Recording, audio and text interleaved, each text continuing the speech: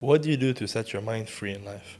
Seneca famously said, only the educated are free. Mm. Self-education, whatever that looks like for you, is the single most important ingredient to live a life of freedom.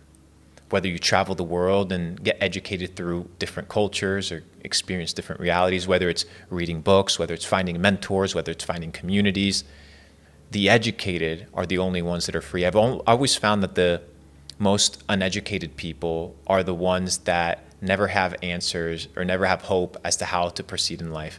And then I realized that those are also the laziest people, because education and self-education is different than being indoctrinated in the school system. People think that that's education. That's not. That's indoctrination, because you're not told how to think. You're told what to think. And if you want to be free, you need to develop the ability to think.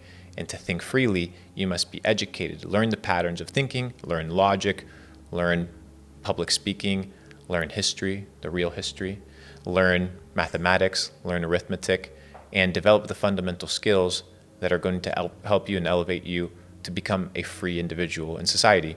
So once again, what makes you free, what frees your mind, is self-education at its purest and highest form. Yeah, true. I mean, Based off of the words of Seneca, at least. I mean, that was very macro. I was thinking like more like in day-to-day life. Like, let's say you had a hard day and your mind was like very preoccupied. What can you do to free it? And how do you feel about like narcotics that do that kind of stuff and stuff like that? I mean, I don't do any drugs. I don't do any of these like sleeping pills. I don't do any of these ADHD pills. I think nature has a natural remedy for everything that Big Pharma has to offer you. I think Big Pharma has figured out a way to monetize chemicals, but I think nature has a really good way to do it. I think a really good thing that people should practice, not on a daily basis, but on a regular basis, is cold plunge. Cold plunge releases cortisol, which is your stress hormone, and you can only produce X amount of this hormone every single day. Once you've depleted that, you're able to navigate the day with a lot more of a stoic mindset. The second one is detoxing, whether you do some grounding, whether you go out in the sun, sweat a little bit, whether you exercise. I found that moving your body, mobility, and taking just care of your basic biology impacts your mood, impacts your mind a lot more than you think. If you're feeling depressed, go to the gym.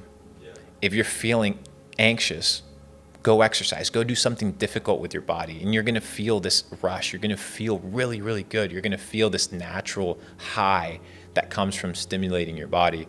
I found that usually the people that are depressed that could avoid, depression, I understand certain levels of clinical depression and things of that nature, they don't exercise.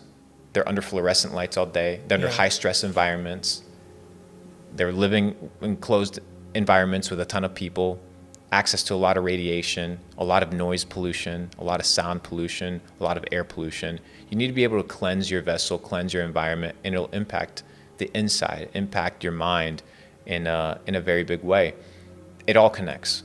Your spirit, your spirituality connects to your mindset connects to your physique connects to your spirit. It's all in symbiosis. It all works together. If you neglect one thing, you will definitely feel the impact on the other areas of life. I used to love fast food. Chick-fil-A, Really? sweet tea, wedge fries. But I was almost 200 pounds once. And then, Really? yeah, I was almost 200 pounds. And then I had a transcendental experience that led me to realize that I was harming my body. Ever since then, I haven't touched processed, food, haven't touched junk food, and really focus on, it would be like 4 p.m. and I would feel tired and slow and lethargic. Sluggish. I would have bags under my eyes, and I would have to take energy drinks all day just to be able to make it through the day before I crashed. And then I changed my diet, fundamentally, radically changed my diet. I went through an 8-month raw vegan diet. I'm no longer a vegan. It was just a process of cleansing. And I was like, whoa, like I feel good. I feel energized. Maybe the food is poisoning me. Maybe the food that I'm consuming is there to keep me enslaved, keep me weak, keep me in a low vibrational frequency. And when I realized that, I changed my diet and my life changed. I developed a better physique. I had more energy. I was happier. My mood wasn't as aggressive.